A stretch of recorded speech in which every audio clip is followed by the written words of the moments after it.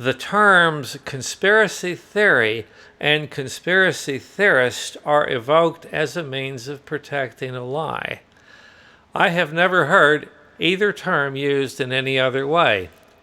Collective action, as a matter of fact, is conspiracy-based. All who approach government for any reason are part of a conspiracy. I don't know of a case where one and only one person has taken a matter before Congress where any kind of change has occurred. There is no way to address problems without observing conspiracies. Conspiracies may or may not be secret. A person acting alone can have nefarious intentions just as can a group of people. Immediately following the reporting of Epstein's death, before the news had even been digested, from a chorus of news outlets, warnings were going out about what conspiracy theorists were going to do with the issue. That alone indicates a plan is in effect. Translated into plain English, this means if you question what has gone on here, we are going to make a fool out of you, or don't listen to anyone who contradicts what you are going to be told over the coming days. The coordinated use of terms which are used to protect a lie is an indication that a lie is being told. There are a number of highly unlikely occurrences which took place in the time frame in which Epstein died. I have taken 5 of these events and figured a rough probability that all of these events would take place at the very place and time in jail just by coincidence. How many jail cells are there in that jail? I don't know, but it's safe to assume quite a few. How many are equipped with defective cameras? Epstein's cell may have been the only one in the jail with a bad camera. Still, let's say 25% of the cameras are not working. That means there was a 25% chance Epstein would end up being in a cell with a broken camera. It is odd that a high-profile prisoner would end up in a cell with a bad camera. But for now, I won't question that. The camera focused on the hall in front of Epstein's cell was malfunctioning also. Let's go with the extremely high probability that 25% of the hall cameras in the jail were bad also. So if that many hall cameras are bad, there is a 25% chance that the hall camera was bad also. The probability that both cameras would not be working at a specific place at a specific time would be the probability of the 2 single events multiplied together. Just for the sake of example, I'm going to go with 25% as the probability the other 3 events would take place within exactly the same time period also. 2 guards were taking a nap at exactly the same time. Do all guards nap during their workday? Were they sleeping in the same place? How many other guards at the jail also nap during their work shift? 25% is a high number. If sleeping guards was a standard at the jail would have an even worse reputation than it already has. There was an agonizing scream from around Epstein's cell at about the time he died.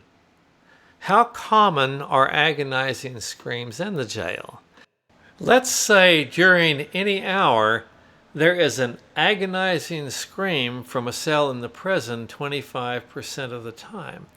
That would be quite a lot. Then Epstein died at 6:30 a.m. when activity in the prison was subdued.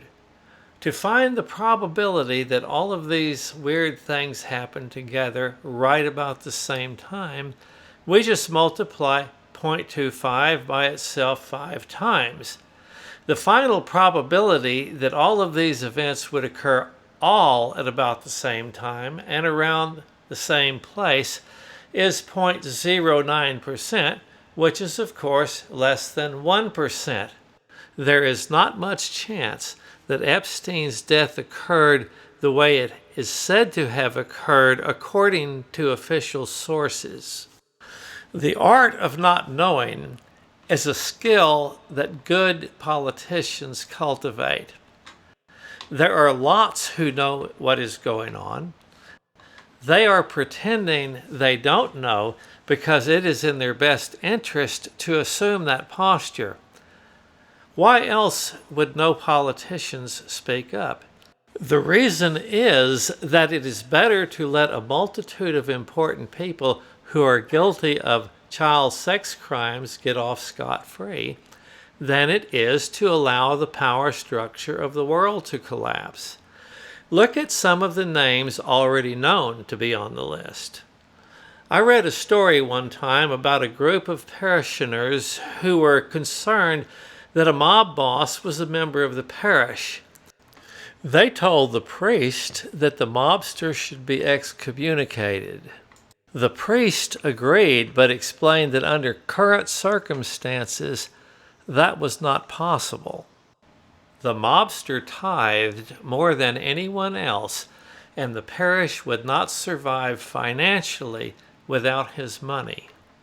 This is the reasoning of politicians who are not speaking up about what is going on with respect to Jeffrey Epstein. The fallacy in this is based on the misguided approach that the end justifies the means. The nature of that fallacy is that it is the means that produces the final outcome. The story I read was fiction, but the principle holds true. So the number of elites guilty of sex crimes in the Epstein affair is so great that the power structure of the world would crumble if they were all exposed. Would the Democrats, Republicans, deep state, media, Trump administration, and corporate leadership not have a huge incentive to work together to protect themselves? Is there any reason why they would not work together to make their common problem disappear? There is certainly a greater chance they would than they wouldn't. But those groups never agree on anything, you might say.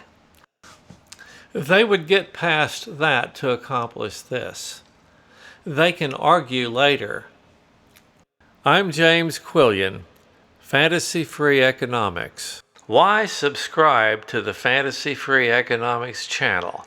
Fantasy Free Economics generates no income and has no intention of doing so. Fantasy Free Economics does not accept monetary donations.